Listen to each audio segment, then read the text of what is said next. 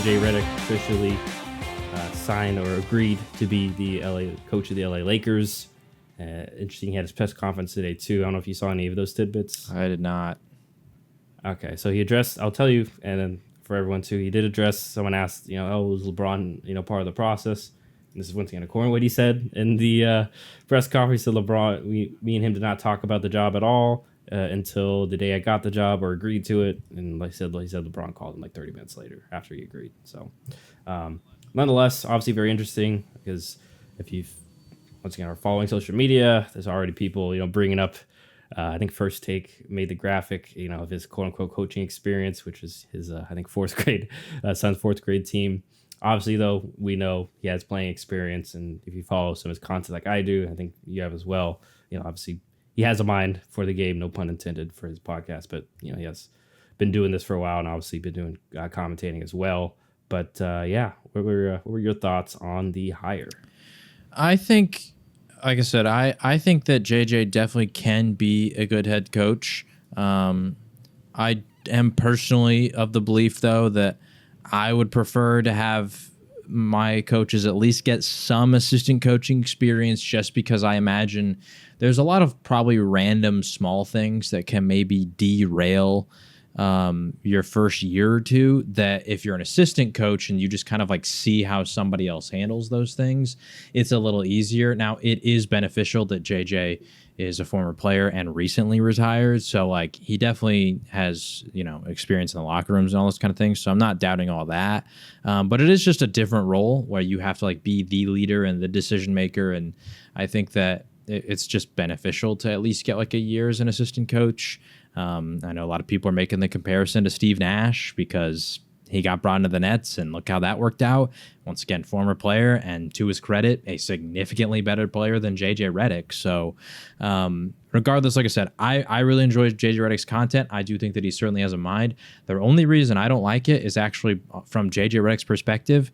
I think that the Lakers are an organization, considering the caliber of players they have in LeBron and Anthony Davis, and the caliber of a franchise they've been historically, where they scapegoat the coaches. That's just how it is. Like, look at why am I blanking on his name? Who just won? Frank Vogel. Yeah, when they win a championship in the bubble, and he gets fired within 2 years, and he was the problem apparently, because they traded for Russell Westbrook because LeBron and AD decided that was the move that elevates them to the top. They do this dinner thing, and they all get on the same page, and then when he shows up, it doesn't work out, and Frank Vogel doesn't even want to start him in the lineup. Like, he wants to play him off the bench because and you let Dwight Howard go, and you let JaVale McGee go, and you just like totally, and Caruso too. We talked about him. He was a key piece. Caruso leaves. Like, didn't Rondo leave at some point too? Like Rondo, I think even Danny Green signed somewhere else. KCP went to Denver. Like the whole roster got deconstructed, and it's like, I will say I'm personally of the belief that if that team who had won in the bubble had to play a full regular season purely because of LeBron's age and Anthony Davis's considerable issues with staying healthy throughout the year, I don't know if they would have won a championship. I'm not saying they wouldn't have. I'm not saying it's a Mickey Mouse ring, but I do think that if there was any team that benefited the most from a 4-month break, it was that team.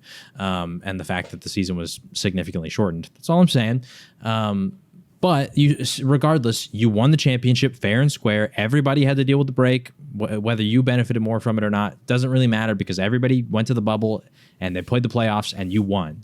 So you won a championship, and then all of a sudden you completely destroy the roster. You add in a player who, from the get-go, it felt like it wasn't going to work, especially since all their shooters were gone. And LeBron, AD, and Russell Westbrook is not necessarily a great shooting trio. When LeBron's your best shooter, and he does have like a good 3-point percentage, that's still not great, because you don't want LeBron to be like having to play as if he's Steph Curry, because he's LeBron James, So I don't like the way the Lakers have handled a lot of the coaching situations, and it feels like coach after coach, whether they actually are the problem or not. Like, I don't think Frank Vogel was the problem. Darvin Ham probably is. But I also think that, once again, you get scapegoated when it comes to poor general management from the front office, poor roster construction, the lack of health and availability of their star players, etc.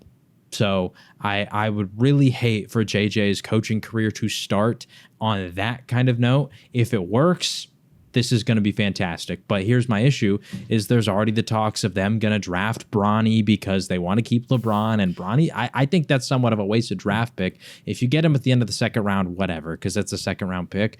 But if they're like going to go take him in the first round or something, like he didn't have a great college career, and it feels like it's all like it's just a show. You know what I mean? And that's what I don't want for JJ Redick for his coaching career. I like him. I like the guy. I liked him on commentary for the finals. I like his podcast over the years.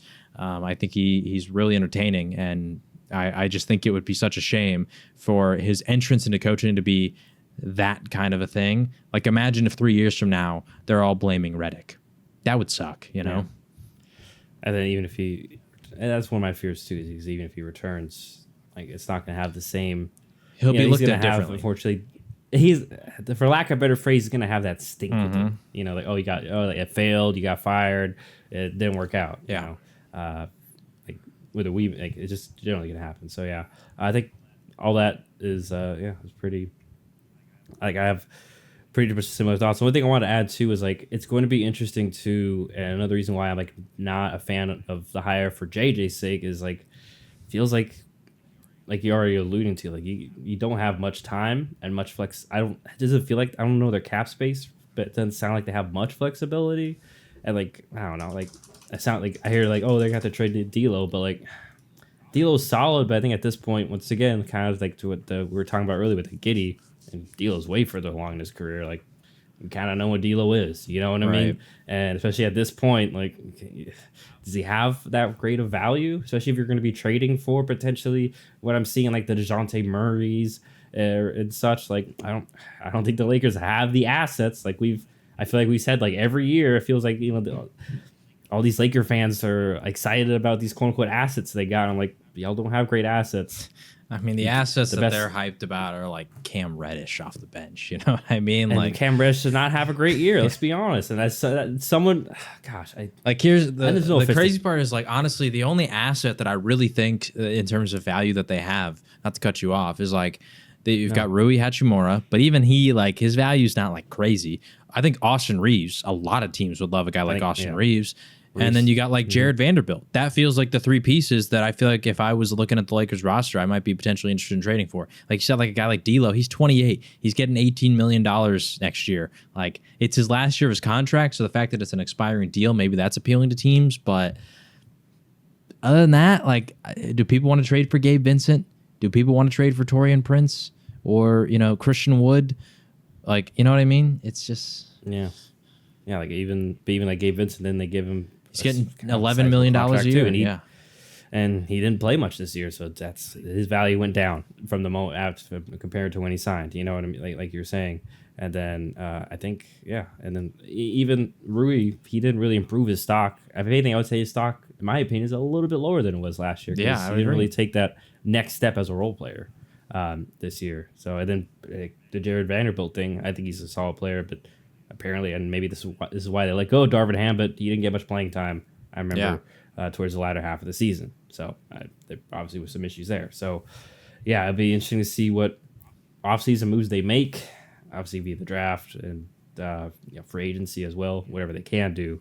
But yeah, like we both mentioned, like really Austin Reeves honestly is probably your best and only asset, and they just signed him last offseason, so it seems, and even trading him feels like, what are you going to get? Like, you only have one first round pick, so what are you going to get if you trade him and that first round pick? Do you really get much better than just keeping him on the team because he's a very valuable piece, you know?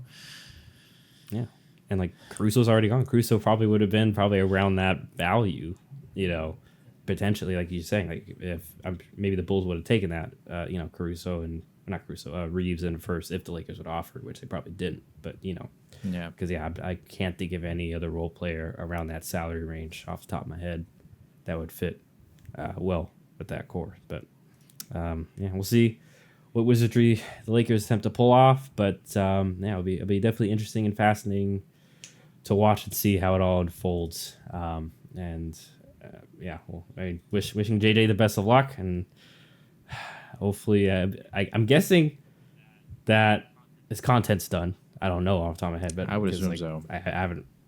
Yeah, because I haven't like I was thinking we were gonna get some sort of like video, once he already accepted the job about closing off what's gonna be the future of his Old Man at 3 Productions he's involved with, and obviously Mind the Game, but maybe we'll get that later. But